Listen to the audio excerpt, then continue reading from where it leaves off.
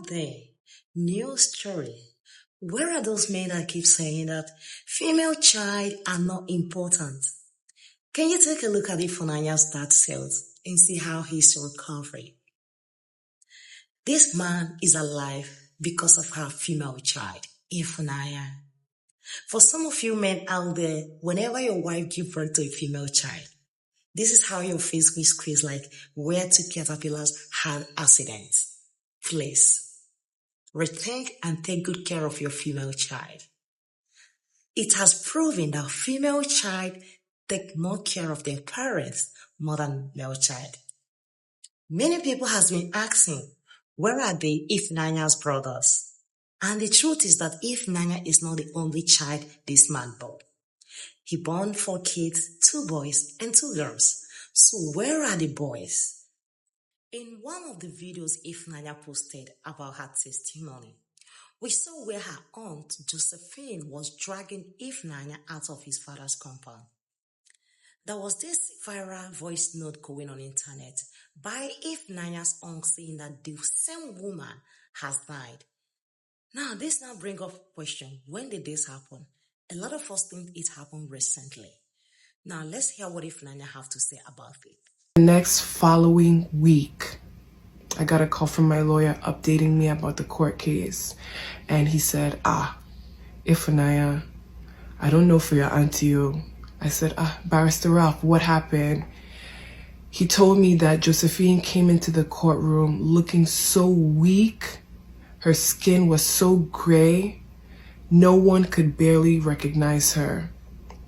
That even the judge, according to my lawyer, said that based on her condition alone, he didn't even allow the court to hold, the case to hold, because he felt that she needed to be seen by a doctor immediately.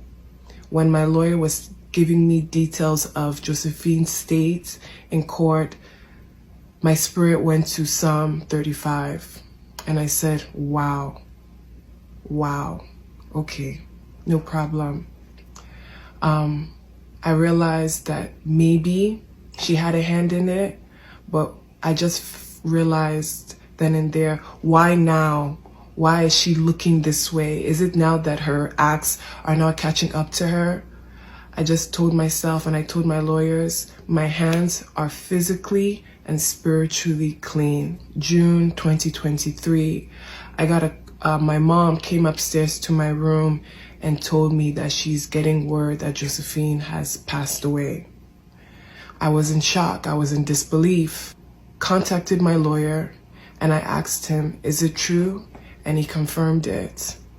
And when he confirmed it, I began crying. I know people may see Josephine as this wicked person and, this dubious person, but I still remembered some very special moments that we and her both shared prior to this incident with my dad. I told God that even before the news of her passing, that I forgave her. I needed to forgive her, not for her, but for me. And as we can see in this particular passage, God calls us to forgive people that have offended us. I wanted to make sure that as I was working with the Holy Spirit, that the spirit of offense was not following me, so that it did not hinder my own blessings in all of this. When she passed away, I wrote a message to myself that I eventually posted on my WhatsApp status for those who were closely related to me, and just letting them know my feelings and my sentiments to the news of Josephine passing away. I prayed that in her last dying moments that she did give her life to Christ, that in some way she realized the role that she played and asked God for forgiveness. Because here on earth, the goal is to make heaven. And despite what she did to me, I felt so much sorrow and pity for her that she used her life. She used her life to sow confusion, to sow wickedness, to do that to your brother, to do that to your niece, that is who you're going to be remembered for. And I felt so much pity. This life is spiritual. This story was quite interesting, that when Ifunanya succeeded, taking his father back to US, his uncle that lived in US sued Ifunanya, claiming the right of attorney over his dad. And this is what Ifunanya said about the whole issue. A white man with some documents in his hand, and when I opened the documents, I now saw that Gabriel was now trying to gain guardianship over my father so that he can send him back to Nigeria.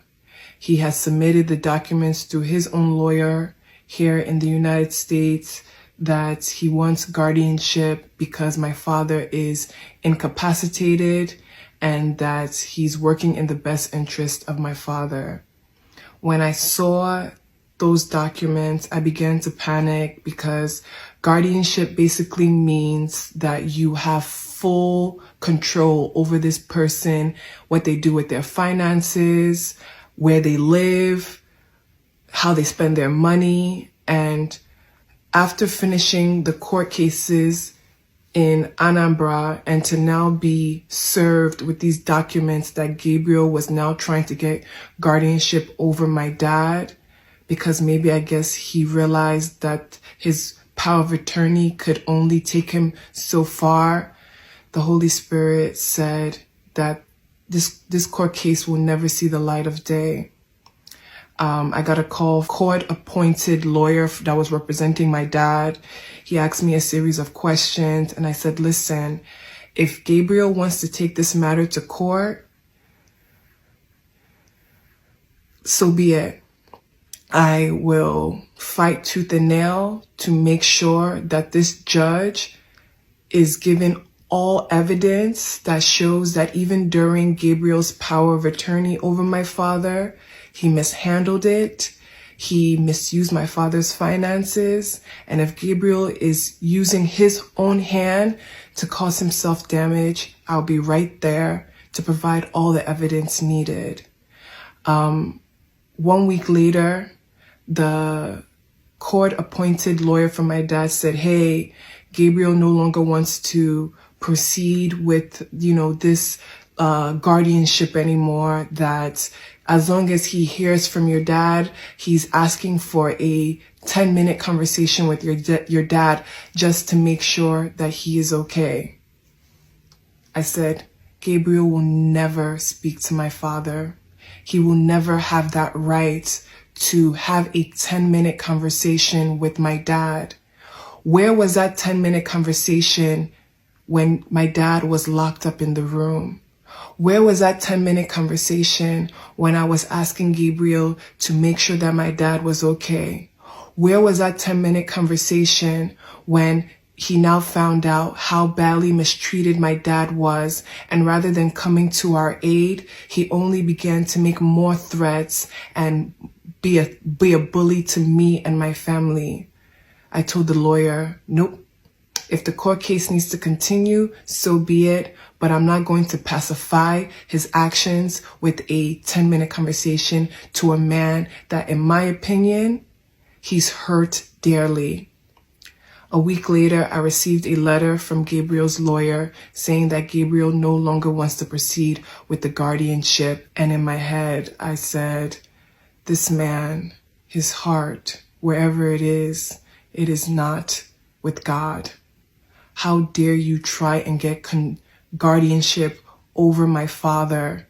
And in the court documents, he states that his intentions were to send my dad back to Nigeria. For those men that believe that female child are not important, I hope you have learned one or two from this video. Take good care of your female child. They really remember their parents so dearly.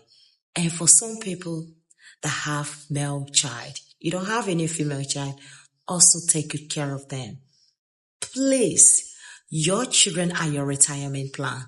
They are the ones that will stand for you during your sick bed, during your old age. Don't forget to subscribe and see you guys on our next video.